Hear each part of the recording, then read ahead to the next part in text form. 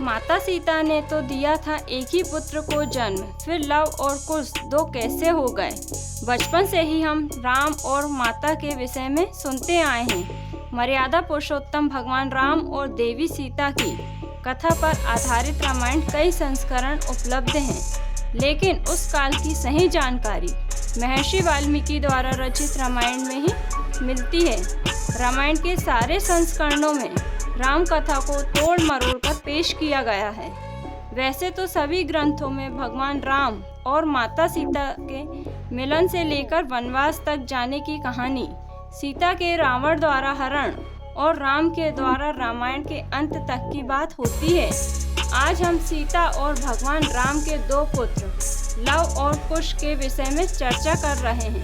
14 वर्ष के वनवास काटने के बाद सीता, राम और लक्ष्मण वापस अयोध्या आए तो उस समय पूरी अयोध्या खुशियों से झूम उठी थी।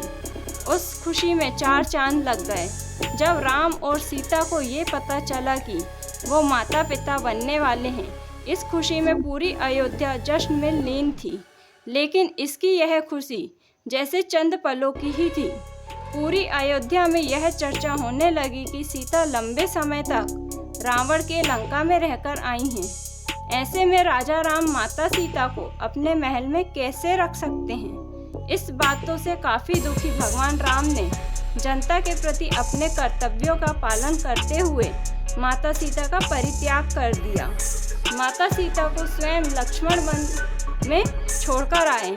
वहां से महर्षि वाल्मीकि माता सीता को अपने आश्रम में ले गए।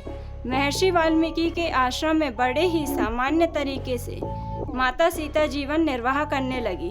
कुछ समय पश्चात माता सीता ने एक पुत्र को जन्म दिया। माता सीता द्वारा संतान को जन्म देने की बात को लेकर कई कहानियां प्रचलित हैं।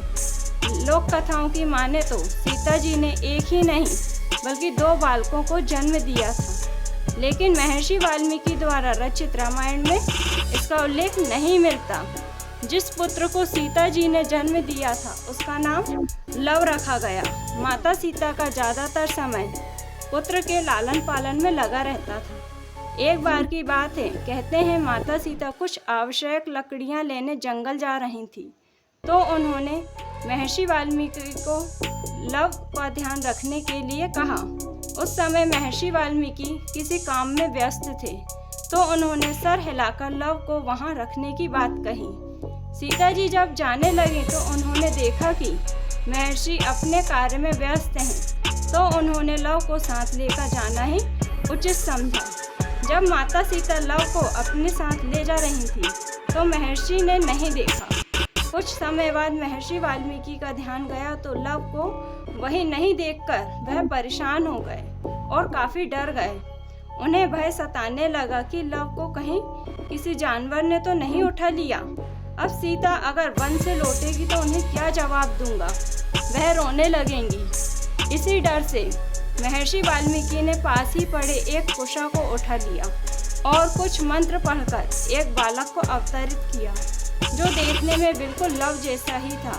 और महर्षि ने सोचा कि जब सीता वन से वापस लौटेंगी तो मैं उन्हें लव को सौंप दूंगा। कुछ देर बाद जब माता सीता वन से वापस लौटी तो महर्षि ने देखा माता सीता के साथ लव भी थे। यह देखकर महर्षि आश्चर्यचकित रह गए, लेकिन माता सीता दूसरे लव को देखकर बेहद खुश हो गईं, क्योंकि इस बालक का जन्म कुशा के द्वारा हुआ था, तो उस बालक का नाम कुश रखा गया। और ये दोनों लव और कुश भगवान राम और माता सीता के पुत्र के रूप में जाने गए।